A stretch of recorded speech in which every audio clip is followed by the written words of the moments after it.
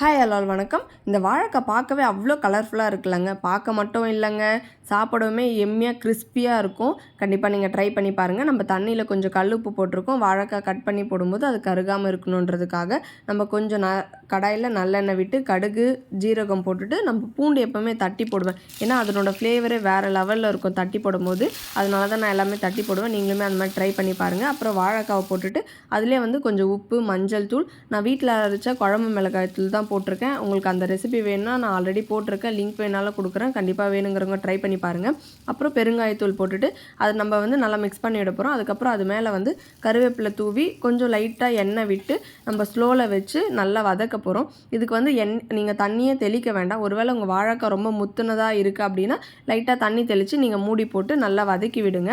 நம்ம அப்படியே ஸ்லோவில் வச்சு வதக்கினாலே நம்ம வாழைக்காய் நல்லா வெந்து கிறிஸ்பியாக இருக்கும். கண்டிப்பாக நீங்களும் ட்ரை பண்ணி பார்த்துட்டு சாப்பிட்டு எப்படி இருக்குன்னு சொல்லுங்கள். பாய்.